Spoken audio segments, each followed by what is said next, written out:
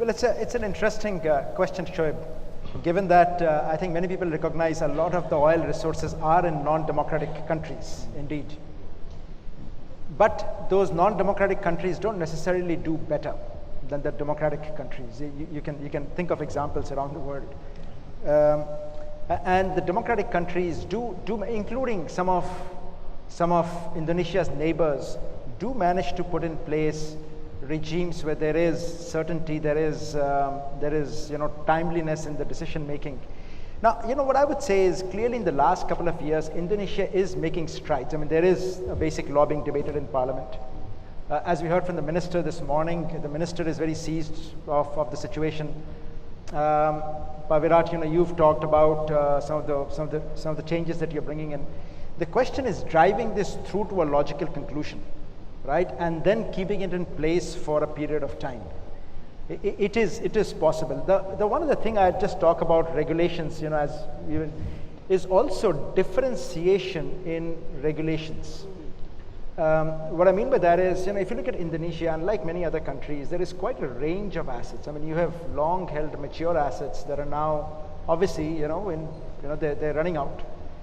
You do need, many people talked about the need to attract investment into greenfield exploration areas. You have your marginal fields, you do want. So the question is, again, how does the government put in place a regime that differentiates these kinds of assets and then treats them differently, provides differentiated incentives? If you don't, if you have broadly a one law, one rule for everything, broadly, now there are some differences. It does not incentivize the right behaviors for the right kind of assets. I think, Pak Wira, that is a question tailor-made for you. Yes. The consistency of the regulation, it's a priority for us. It's a key to make Indonesia oil and gas in energy sector. It's very competitive. We're very aware about that, but we also have a hard time to make our other ministry aware about that also. For example, the GR-79, most of you know that it's take a long time to revise it to become very consistent. Yeah. Thank you. Okay. Other things. Sorry, yes. Other things. In terms of attractiveness, we talk about economics and technology and everything. One thing we forget to discuss for all of you, Indonesia, it's very special country. You cannot find anywhere in the world. It's very friendly people, smile everywhere, a lot of culinary food, thousand kind of food. That's a make investment in Indonesia more attractive. Yeah. Thank you. Thank you. I'm sure, Ibu Christina, you will not debate that, right? But what do you think about this whole idea of making Indonesia a bit more attractive? Do you think that the policy regime is in the right direction? From your BP hat, how do you see Indonesia vis-a-vis other competing markets? Can we have?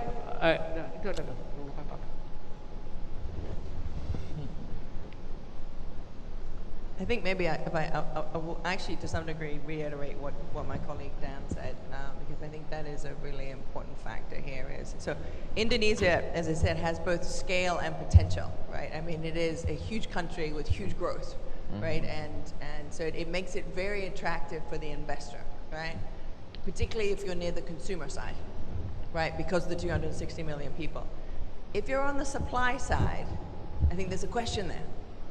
Right, because supply is mobile, right, and the supply of energy is actually relatively mobile. So I think the country is looking to attract it.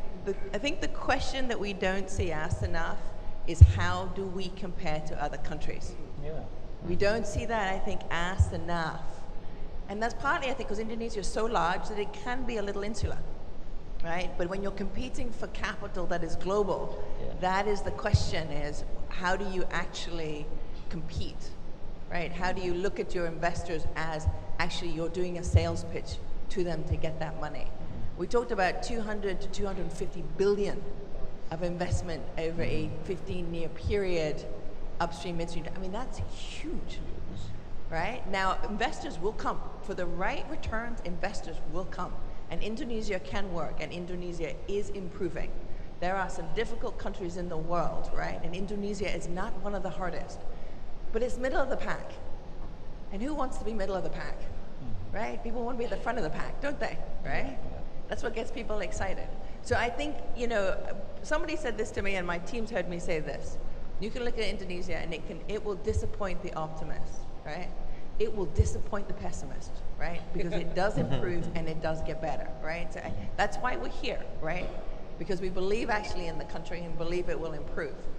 In the matter of capital, in the upstream, it is very competitive now. And that is the message we keep saying. It is not status quo. It has become incredibly competitive. And how do you make sure Indonesia keeps pace with that? Keep looking outside, keep looking at what the competitors are doing. Thank you. Thank you so much. Would the panel like to comment on that? Maybe Pak Satya, how do we stay competitive, like, you know, not be middle of the pack, but get ahead? Yeah, this one cannot be done just only from the government side. It has to be work together between the private sector, the industry, and us, you know, and the policymakers. Because of, I agree, you know, that we have to, like what I mentioned earlier, that we have to think globally. We have to understand, you know, Indonesia compare with the other part of the world. But again, it could be seen in both sides, from the government side as well as from the industry side. Whether our industry is competitive enough, I mean, industry who operate in Indonesia, compare at the same size of industry, you know, investing in other part of the world. So if there is kind of understanding, you know, among us, you know, from the policymaker standpoint as well as from the industry standpoint, and I do believe, you know, with that kind of environment that we work together, we speak together, and you know, we're trying to have a team together between the players as well as with the policymaker. I strongly believe that we find solutions. We will get there. Believe me, we will get there as long as there is an understanding, you know, between us, and use competitiveness as parameters, you know, from both sides, the industry side as well as from the government. Thank you. Are there any questions at this time from the audience? Like I said, we want this, even if it's just a thought that you may have. Okay, I'll let you think some more. Maybe I can ask you know, Pak Wira first, and then Kaushik. In terms of when you look at your competitors, we've been talking about competition and how Indonesia needs to stay competitive. Who do you think are your closest competitors, Pak? Who do you benchmark against? For Indonesia, For now, Indonesia, for your oil and gas sector. For oil and gas sector in the upstream, jadi both side ya, bukan we hanya benchmark our competitiveness. First is with the Malaysia, and then Mexico, and then Australia. These are three countries, but we also sama-sama menyadari make a kekurangan. very close watch to the Africa region. They change a lot of regulation in Africa now. We watch very closely for them. Thank you. Kaushik, who are Indonesia's closest competitors? Well, obviously, by definition, pretty much anywhere in the world where there is prospectivity for oil, right? And that's a pretty broad definition. Africa, I would not look at Middle East. You know, they are very different. You know, the neighboring countries that Virat mentioned and others. But look, let me get back to your core question here around competitiveness, the one that we were discussing. You know, again, we were doing some research. We find that if you look at the value of an oil discovery here, the Indonesian government's take of the total value is amongst the highest in the world. So what I mean by that is, if Pa Alam finds a field and that has a present value of say $1 billion, we found that the Indonesian government actually takes 82% of that, $820 million out of that. That's amongst the highest in the world. The question is, you know, how can the government better incentivize people that are in the field, so Pa Alam or Pa Daniel or others, by lowering it or giving them better incentives while still creating value for the people in the country. It will not be acceptable in a democratic country to, of course, to give money away to investors, because the people of the country should benefit. How do you, however, take less, give the investors more, and then get them to recommit to the country? Right. Maybe Pa Alam as Pertamina is basically kind of answerable to shareholders too. How do you see this role? In terms of, Pertamina of course is a BUMN, and you have to a certain extent, like you said, take care of the interests of the country, right? But at the same time, you're a business, right? Would you consider investing outside of Indonesia if there's better opportunities? Of course, and we did. Yeah, actually, for Pertamina, it's not a matter of financial aspect that we consider. Our role is really how to help the government to provide the energy in Indonesia. So that's why we are going outside in like Africa and also Middle East. And the concept is how we find the reserve outside and then bring the barrels home. That's the concept. It is slightly different, but of course, in choosing the country that we are going to invest, we have to consider everything: regulation and the consistency of regulation, the certainty. Of course, we have to consider. As Pak Dan gonna consider if he want to invest in Indonesia. Okay. We might have time for one last question before we have our next session. Any last question? Anything that you would like to get off your chest? You have a very, very distinguished panel here. If you would like to ask, maybe we'll wrap up with one question, for the whole panel, and then we just go down the line in terms of give me, like a 30-minute take in terms of. Over the next 10 years, do you think Indonesia's oil and gas sector will grow much better than what it is today? And yes, so we'll just go down the panel. I think so. I do. Because the driven, I think, is not only regulation. The need for Indonesia to grow. There's no matter what the regulation is. I think. Either the government going to buy the crude or the government going to produce the crude by attracting the investor. There's no choice for Indonesia. If you want to, especially in 2015, we want to jump from in terms of GDP right now in the 16, and we think that we can achieve in the 4th position. I think we need a lot of energy. So we have to. There's no choice for us. So, Pak Wira? Yeah, I think Indonesia will grow very fast in terms of oil and gas. It's just a matter of time, technology, and regulation. It's starting to revise and become consistent for attractiveness in oil and gas business in Indonesia, because we have a huge demand on the downstream side. So the upstream will adjust to that. Pazik? Yeah, thank you. I think, yes, I believe that in 10 years ahead, we'll have even better, because we still have more block that's unexplored.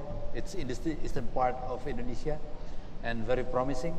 We have the Masela Abadi, we have IDD Jangkrik in the Selat Makassar, and I believe that in the future, yes, it's promising and need more exploration activities which support all the certainty of regulation, more demand now, and all, I think with technology, to support all that exploration.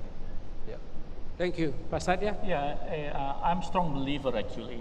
For the future of Indonesia, if we can work together, because of the communications between the policymakers and the industries need to be improved. Then we have to channel all the demand, all the things that we think there is a difficulties. yeah, in order to find a solutions. I do believe if with the open government and also the understanding of the industry with all the thing happen in the country, I do believe that we can find a solution in the future. You know, to strike a contrarian note, I think there is downside risk. There is genuine downside risk here for Indonesia. Cepu apart, that oil production keeps going down, keeps declining for the country. But I think if the minister, if the panel, the distinguished panel members here, if they see through all that they are planning to, that they are working on today, then absolutely yes. Understanding. You know, then I think there is cause for optimism. Okay, thank you very much. I think we'll just wrap up the panel now. I think it's very clear from the perspective of the panel and also from the distinguished speakers earlier in the morning. Demand will drive Indonesia's growth. I think that is beyond doubt. Yeah. The question is, will supply keep pace, and can the government, the legislature, and the private industry come together to find the right solutions? But I think the fact that we are all here in this room shows that that desire is there to work together. So I personally feel very optimistic about Indonesia, and I think the oil and energy sector, as the government, as the minister said, and as the distinguished speaker of parliament said, it is an enabler of growth. Correct. And I think that really is the key that we should keep in mind. So will you please join me in thanking our distinguished panel for their time and for their insights. And I will hand it back to our lovely MC. Thank you. Thank you so much. That's the end of our first panel discussion on oil and gas policy and regulation.